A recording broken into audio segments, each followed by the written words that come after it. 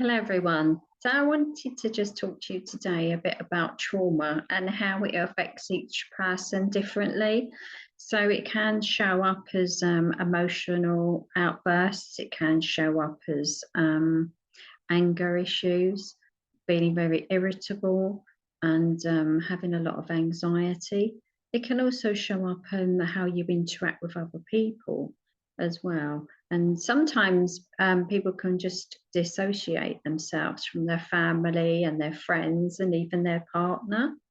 And on occasions, they can also be doing like self sabotaging behaviors, which is like maybe drinking, overeating, self medicating, and things like that. So, amongst all these different things going on related to the trauma that we've experienced, yes, we all experience trauma throughout our lives, but sometimes it goes back to childhood trauma. Connected to the caregivers, the parents, and things that happened there. Perhaps the parents used to argue a lot, so you felt like it was never safe. So nowadays, you don't like there's any confrontation, you don't like arguing with anybody, you'd rather take yourself out of the situation, stay away from people. So there is no confrontation. It also, these traumas can also go back to perhaps if it was a sexual abuse going on in the family and you've buried it. And I know from working with a few of my ladies that that was the case, and they didn't tell anybody till later in life. Maybe they've even got married and had their own children by this time. And the partners can't seem to understand, why are they a bit volatile? Why are they over emotional? And why are they maybe drinking too much or going on shopping sprees? And sometimes it can show as eating disorders as well. They either lose weight because they lose their appetite and just can't seem to find any joy in eating anything. And for others, it could be overeating everything and anything because they just can't seem to satisfy that need that's going on within themselves. So, other people experience trauma in other ways, like with mind fog, memory loss. Obviously, there's anxiety as well that comes in with that, as well as other behavioural patterns. So they lose interest in their hobbies or seeing their friends or visiting family. And the things they used to love, they just don't seem to find any happiness or joy in anymore. So they stop doing their hobbies, etc. And excluding themselves, isolation is a big thing as well for some people that have experienced trauma. They don't really want to be around people. They don't want to be in busy environments as well because it triggers them. And also, there's different attachment styles as well. So once you've experienced maybe an extreme trauma, you'll find that how you function and how you show up in the world can vary from person to person. So there is a site that you can go on and have a look at attachment theories. There's about four different, maybe five different styles of attachment theory. And if you go in and do that little quiz yourself, you can go in and see what style you are. So I remember when I did mine many years ago, I was disorganized, anxious attachment theory. That's what mine was. And I went in, and obviously I've done the work over the years. And the last time I done it, I was quite a secure attachment style. So you can work on these things. You can see what your triggers are. You can see how you're functioning and how you're showing up as well. For some people, it's just people pleasing. You were never good enough for your parents. You never got rewarded. You never got. They never acknowledged your achievements, and you were just dismissed when you created something, say as a child, or whether you passed an exam or you did something really well. Your teachers might have said you were really good, but you come and tell your parents and they just weren't that interested. They were too busy worrying about what was going on in their own lives and maybe their relationships to give you the credit that you deserved. And that does show up a lot of time with people becoming overachievers as well from that. But of course, if you was in the dynamics of parents or caregivers that it was just very volatile, then you will try to avoid any arguments or anything like that. You would become very distant from anybody that you feel there could be a little bit of a aggression with, or volatile behavior with, even if they're only just trying to express a point to you, but they're getting a bit like agitated with you because maybe you're not listening, because you're froze by now, you can't hear anyway whatever they're saying, the lips are moving but it's not going in here. So there's various things that you can do. Obviously you can go to see a therapist and you can talk it through. There's EFT, the tapping modalities that you can use to try and help you. But usually this stuff is how you're wired now, how your brain is wired. So even if you do some of these other therapies like talking, counselling, that type of thing, it doesn't always work for some people, because as soon as there's something else a little bit down the line, as soon as they stop seeing the therapist, say, and then something else triggers them down the line, their brain just goes back to what's familiar, what they were used to. So it doesn't really work. So I think this is where I step in, is where I do the energetic work, where I clear stuff from the body, especially people experiencing aches and pains and they can't get to the bottom of it, because it's another way that it can show up, because the trauma always stays in the body. And it can be in the organs, it could be in the muscles. And sometimes you just have to dig deep, see somebody that can help you with doing the energetic work, so you can understand why it's there, be able to move forward from that and to clear it. So we would do a deep dive into that, and we would do things like forgiving yourself, maybe forgiving that person. It doesn't matter if you don't like the person, or even if they're no longer on this planet. You're not doing the forgiveness for their benefit, you're doing it for yours, because eventually you're going to have to let it go. So we do a lot of things around that.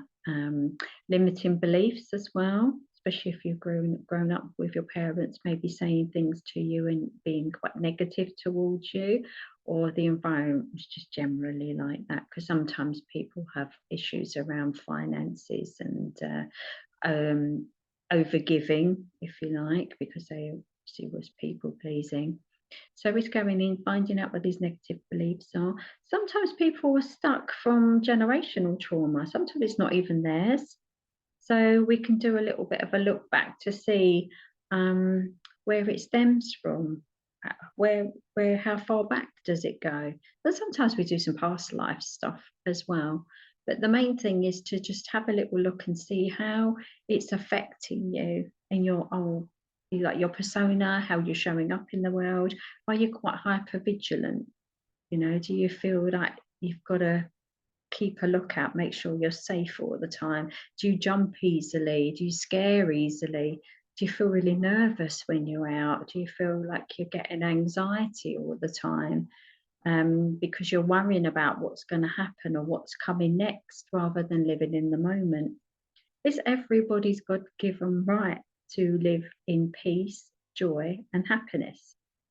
So doing this work, and you see the transition when you come out the other side of doing some of this. Yes, it's a constant thing you have to do, but you start the process, you do a lot of the clearing, you understand that sometimes it was never anything to do with you. It was not, it was just a reflection of maybe what was going on in your parents' life, or whatever that trauma was.